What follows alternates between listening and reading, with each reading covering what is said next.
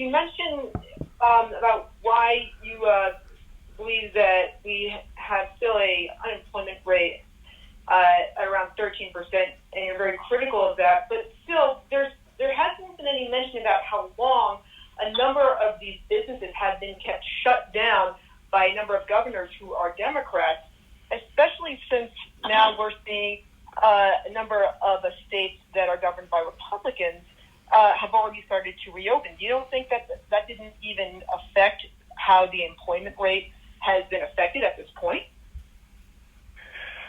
I would say just from a data perspective, the economists that have looked at that topic suggest that the shutdown orders had a very small incremental effect on the unemployment rate or the economies.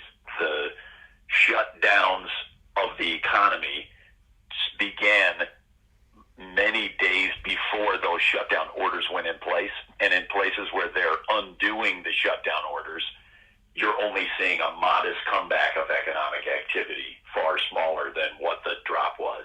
The main driver of economic decline is fear, and is people pulling themselves out of the economy because we did not manage the spread of the virus. I always say that's the number one rule of virus economics, is that the best thing you can do for the economy is to contain the spread of the virus. So I don't think that the specific orders have been nearly as impactful as maybe the premise of the question is based on. I would invite you to take a look at a study that was done in the aftermath of the Spanish pandemic. It looked at two cities, Minneapolis and St. Paul.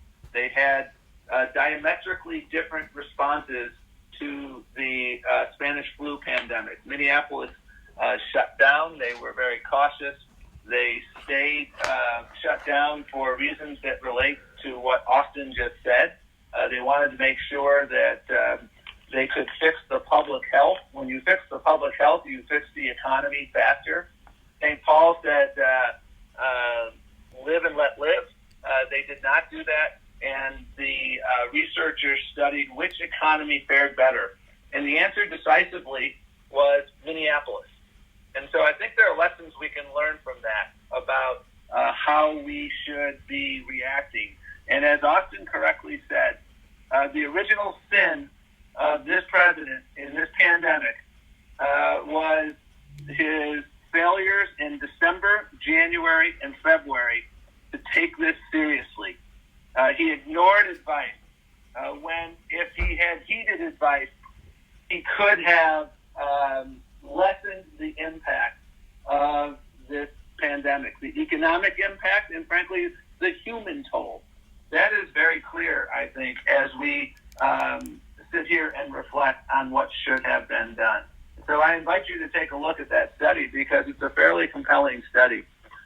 Testing is what we need to continue to do. And you need presidential leadership to make sure that we can do this at a national level. And unfortunately, the absence of presidential leadership has had catastrophic consequences for our nation.